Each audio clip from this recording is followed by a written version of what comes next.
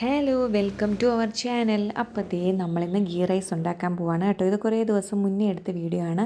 അപ്പോൾ ഇതിൻ്റെ കുറച്ച് പാർട്ട് ഞാൻ കഴിഞ്ഞ ദിവസം അപ്ലോഡ് ചെയ്തിട്ടുണ്ടായിരുന്നു. അത് നമ്മളുടെ ടൊമാറ്റോ റൈസിൻ്റെ റെസിപ്പി ആയിരുന്നു കേട്ടോ. അപ്പോൾ കണ്ടിട്ടില്ലാത്തവരൊക്കെ നമ്മളുടെ ചാനലിൽ പോയി കാണുക, സപ്പോർട്ട് ചെയ്യുക, സബ്സ്ക്രൈബ് ചെയ്യുക, ലൈക്ക് ചെയ്യുക, അതേപോലെ കമൻറ്റ് ചെയ്യുക കേട്ടോ. പിന്നെ ഷെയർ ചെയ്യേണ്ട ആവശ്യമില്ല, കാരണം ഇപ്പോൾ എല്ലാവർക്കും ഏകദേശം കുക്കിങ്ങിൻ്റെ ഒരു ഐഡിയ കാണുമായിരിക്കും. കാരണം വേറൊന്നുമല്ല, നമ്മൾ ഒരുപാട് വീഡിയോസും കാര്യങ്ങളൊക്കെ കാണുന്നതാണ്. പിന്നെ പൊതുവേ ഇപ്പോൾ എല്ലാവർക്കും കുക്ക് ചെയ്യാൻ ഒരു കഴിവൊക്കെ ഉണ്ടെന്നാണ് കേട്ടോ എനിക്ക് തോന്നുന്നത്. കാരണം എല്ലാവർക്കും സ്വന്തമായിട്ട് കുക്ക് ചെയ്ത് കഴിക്കാനൊക്കെ ആയിരിക്കും കൂടുതലിഷ്ടം. കാരണം ഈ വന്ന കാലത്ത് ഫുഡിലെ മായം ചേർക്കലും കാരണമൊക്കെ എല്ലാവരും ഹെൽത്ത് നോക്കി അധികം ഹോട്ടലിൽ നിന്നും കഴിക്കാറില്ല എന്നാണ് കേട്ടോ എൻ്റെ ഒരു നിഗമനം. ഞാനങ്ങനെയാണ്. പിന്നെയൊക്കെ നമ്മളുടെ ഒരു ഭാഗ്യം പോലെ ഇരിക്കും നമ്മളുടെ ആരോഗ്യം എങ്ങനെ ഇരിക്കണം എന്നുള്ളതും. അപ്പോൾ അതേ ഈ തവിയുടെ മറുവശം ഇട്ട് ഇളക്കുന്നത് എന്താണെന്ന് ചോദിച്ചു കഴിഞ്ഞാൽ വേറെ ഒന്നുമല്ല കേട്ടോ. ആ വശം കൊണ്ട് കുറച്ച് നെയ്യ് കുത്തിയെടുത്തിരുന്നത് കണ്ടല്ലോ. അപ്പോൾ പിന്നെ ആ നെയ്യ് വെറുതെ വേസ്റ്റ് ചെയ്യേണ്ടല്ലോ, നമ്മൾ ആ വശം ഇട്ട് ഇളക്കുമ്പോൾ ആ നെയ്യും കൂടെ ആ ഉള്ളിലേക്ക് അങ്ങ് പിടിച്ചോളും എന്ന് വിചാരിച്ചിട്ടാണ് കേട്ടോ നമ്മൾ ആ വശം ഇട്ടൊന്ന് ഇളക്കിയത്. എന്ത് ഫുഡ് എന്തായിക്കോട്ടെ, എനിക്കൊന്നും വേസ്റ്റ് ചെയ്യുന്നത് ഇഷ്ടമല്ല കേട്ടോ. അപ്പം ഞാനും അതേപോലെയാണ്, മമ്മി അതേപോലെയാണ്. ഇതിപ്പോൾ കുക്ക് ചെയ്യുന്നത് മമ്മിയാണ് കേട്ടോ.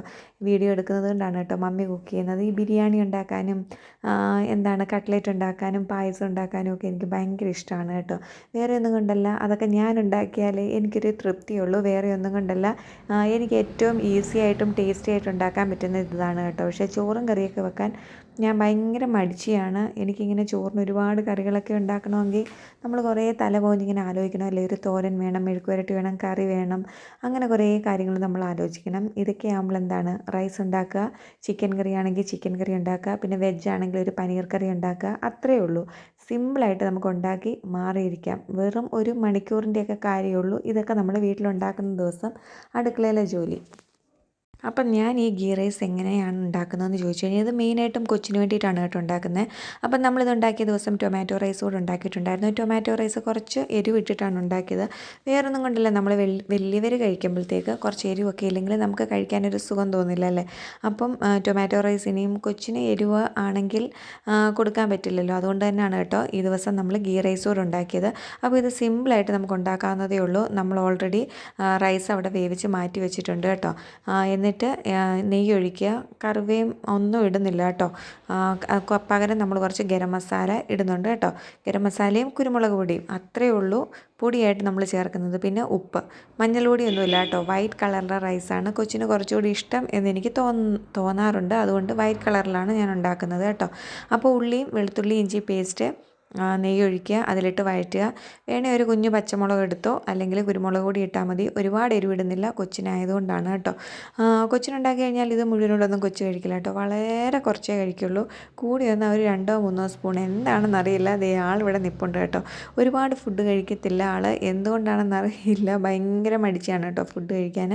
അപ്പോൾ ഇതിൻ്റെ ബാക്കി ഞാൻ തന്നെയാണ് കേട്ടോ കഴിക്കുക. അപ്പോൾ എനിക്കും അങ്ങനെയാണ് കേട്ടോ. ഓവർ സ്പൈസി അത്ര ഇഷ്ടമല്ല.